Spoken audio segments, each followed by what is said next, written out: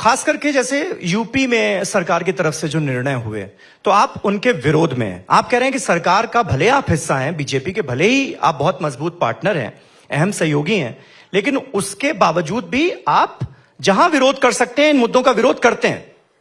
ये सवाल मैं इसलिए पूछ रहा हूं क्योंकि जयंत चौधरी विरोध करते हुए नजर आए जब उन्होंने ट्वीट किया और ऑरवेलियन स्टेट से तुलना कर दी यूपी की। आपका कोई ट्वीट, आपका कोई बयान उसे लेकर नहीं आया, तो यहां पर इस मंच से क्या आप क्लियर करना चाहेंगे? भाई देखिए, पहले तो मैं ये स्पष्ट कर दूं कि हम सारे अलग अलग राजनीतिक दल इसीलिए हैं क्योंकि हम सबके एजेंडा अलग हैं, हम सबकी प्रायोरिटीज अलग हैं, हम सबकी आइडियोलॉजी अलग अलग है। इसीलिए हम लोग अलग अलग दल हैं, नहीं तो we might as well be one party. फिर हम लोग अलग अलग दल क्यों हो?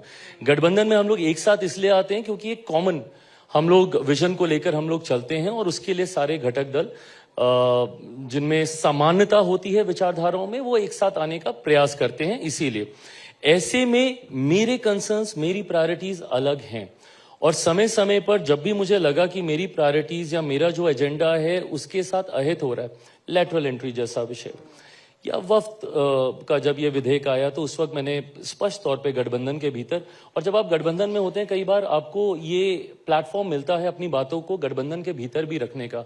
हर चीज सार्वजनिक मंच पे रखी जाए उसकी जरूरत नहीं होती है, और अगर गठबंधन के भीतर रखकर अगर उस चीजों को आप दबे शब्दों में अगर आप अपने हिसाब से चला पाते हैं तो अच्छी बात है। नहीं तो जब आप इसको मौखिक होकर ज्यादा बोलेंगे तो वो विवाद उधर का अलग और गठबंधन के भीतर का ज्यादा होने लग जाता है, और फिर ये होने लगता है कि चिराग पासवान एनडीए को आंख दिखा रहे हैं, एनडीए से अलग हो रहे हैं, ये हो रहा है, दुनिया भर के विवाद समीर, मैं अलग शुरू की क्योंकि बात कर रहे हैं तो फिलहाल मैं आपसे सवाल यही करना चाहती हूँ कि इस चुनाव में आपको लगता है विरोधियों का गठबंधन उनके लिए खुद मुसीबत भी खड़ी कर रहा है?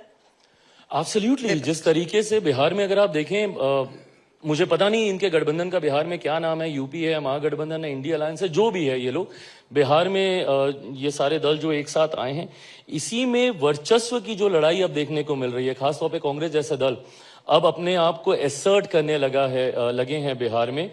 ये दिखाता है कि वो टकरार आने वाले दिनों में शायद और बढ़ेगी। महत्वाकांक्षाएं दोनों दल में काफी हावी हैं। कांग्रेस भी अब अपने फुटप्रिंट स्ट्रॉन्ग करना चाहती है बिहार में, और करना भी चाहिए भाई।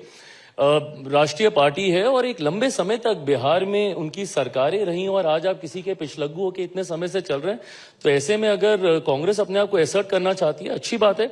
बट इस एसर्ट करने में और महत्वाकांक्षाओं की इस रेस में दरारें आने वाले दिनों में बढ़ेंगी। मैं ये मानता हूं संभवतः चुनाव आते आते तक महागठबंधन टूटता हुआ भी दिखाई देगा। एक बार फिर एक और ज्वलंत मुद्दा, संघ प्रमुख मोहन भागवत ये कहते हैं कि हर मस्जिद में शिवालय ढूंढने की कोशिश नहीं की जानी चाहिए। लोग घूम फिर के यही हिंदू क्योंकि चिराग भाई, ये एक बड़ा मुद्दा बनता हुआ नजर आ रहा है, और बिहार में भी 17% मुस्लिम वोट बैंक है। वो आपको सुनना चाहता है, आपकी पार्टी के स्टैंड। मुस्लिम वोट बैंक नहीं है भाई, वो बिहारी हैं।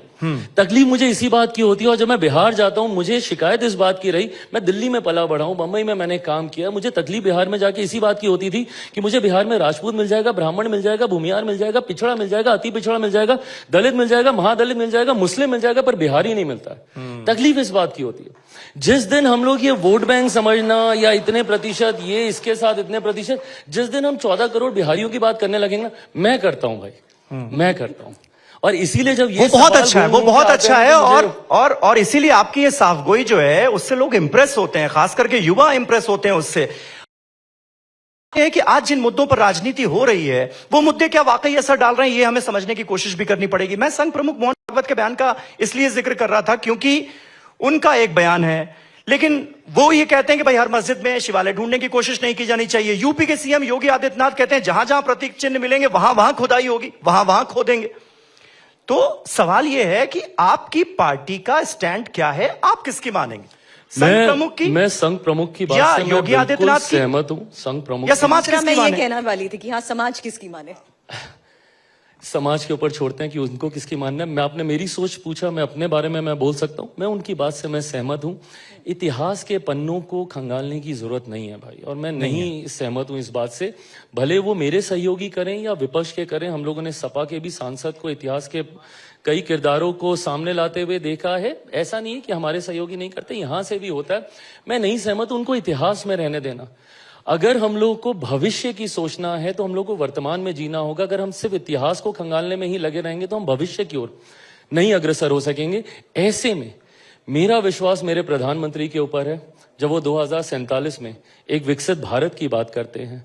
ऐसे में जब वो कहते हैं कि देश चलेगा तो संविधान के आधार पर चलेगा, जब वो सबका साथ, सबका विकास, सबका विश्वास और सबके प्रयास की बात करते हैं, तो मेरा विश्वास मेरे प्रधानमंत्री के ऊपर है।